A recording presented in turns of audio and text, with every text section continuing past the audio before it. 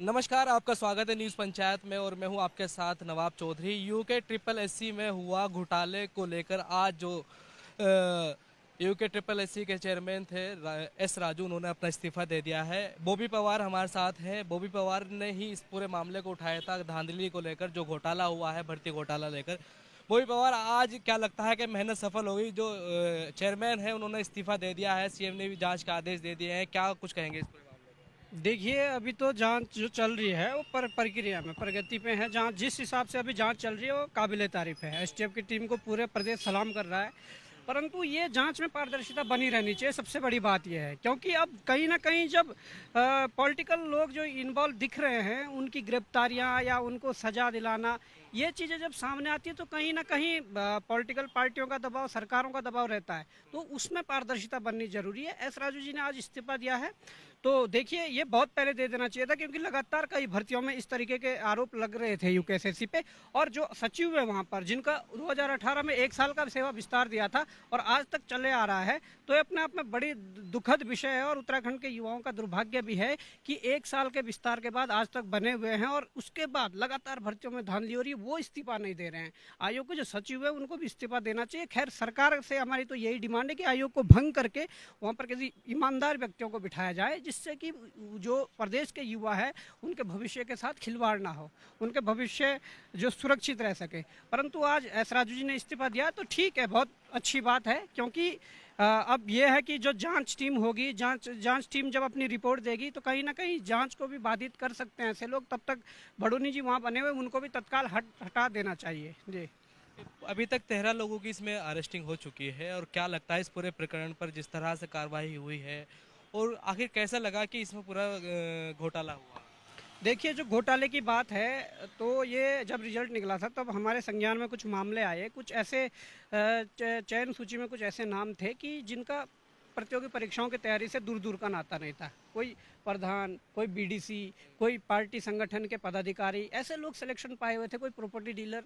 तो इसमें जब छानबीन हुई तो पहले तो आयोग मानने के लिए तैयार नहीं था। आज यही अध्यक्ष जो आज इस्तीफा दे रहे हैं, यही कह रहे थे कि आज कुछ भी नहीं है, इसमें धांधली नहीं हुई है। इन्होंने इतने तेजी के साथ अभिलेख सत्यापन जो डीबी होता है उसको करवाने का काम किया। इस दौरान हमारे बीच यदि वो स्क्रीनशॉट जो परीक्षा से लगभग 12 घंटे पहले के थे कुछ उत्तरों को लेकर, तो वो अगर हाथ नहीं लगते तो आज शायद ये जो भ्रष्टाचारी हैं, जो आज जेलों के पीछे दिखाई दे रहे हैं या जिन पर आयोग अब कार्रवाई करेगा, वो लोग कहीं ना कहीं किसी विभागों में बैठे होते हैं। परंतु ये ऊपर वाले की भी थोड़े आशीर्वाद रहा और पूरे प्रदेश के युवाओं का सहयोग रहा कि हाँ, समय से हम इस चीज़ को खुलासा कर पाए। और मुख्यमंत्री जो आदेश दिए तो उनका भी आभार। उसके बाद जो प्रक्रिया चली और अभी तक जो चल रही है, 10 से 12 दिनों में इतनी गिरफ्तारियां और इस प्रकार से जो हुआ है, बहुत काबिले तारीफ है। परंतु बस शर्त है कि आगे भी ये पारदर्शिता ऐसी बनी रही। क्योंकि अभी बड़ी बड़ी मछलियां हैं, वो कह रहे हैं कोई कि विदेश चला गया। विदेश खुद नहीं जाते हैं, विदेश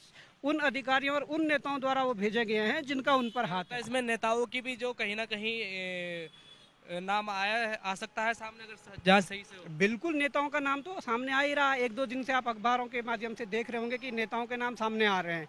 परंतु जिस नेता को यदि विदेश वास्तव में भेजा है तो उसमें भी किसी का हाथ है। उसमें अधिकारियों के हाथ हो सकते हैं, उसमें नेताओं के हाथ हो सकते हैं। परंतु जब वो बड़ा मगरमच्छ सामने आएगा, जब गिरफ्त में होगा, उसके बाद और भी बड़े खुलासे होंगे, ये मैं दावे के साथ अच्छा, कह अभी सकता तक हूँ। की जो जांच हुई है उससे संतुष्ट है आप?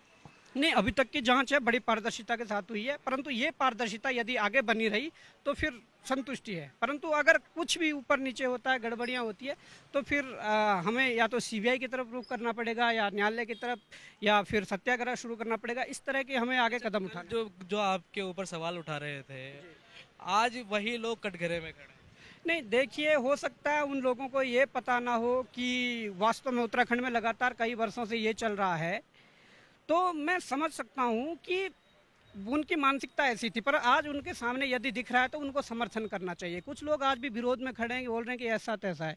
अगर मामले खुलता नहीं तो शायद आप जान सकते हैं कि हालात क्या होने वाले थे। अभी तो कुछ मेहनती बच्चों का सिलेक्शन हो भी रहे हैं, परंतु ये स्थिति पैदा होने वाली थी कि आने वाले समय में खुली मंडी लगनी थी। ये तो तो सबसे बड़ी अभी की जो खबर है वो ये है कि जो यूकेएसएससी ट्रिपल एससी के जो चेयरमैन थे एस राजू, उन्होंने इस्तीफा दे दिया है और सीएम पुष्कर सिंह धामी ने भी इस पूरे मामले में जांच के आदेश दे दिए हैं। हालांकि अभी देखना है कि एसटीएफ की कार्रवाई और कहां तक जाती है, कितने वाइट कॉलर लोग जो है इसमें शामिल होते हैं जांच में, ये भी देखना बाकी है।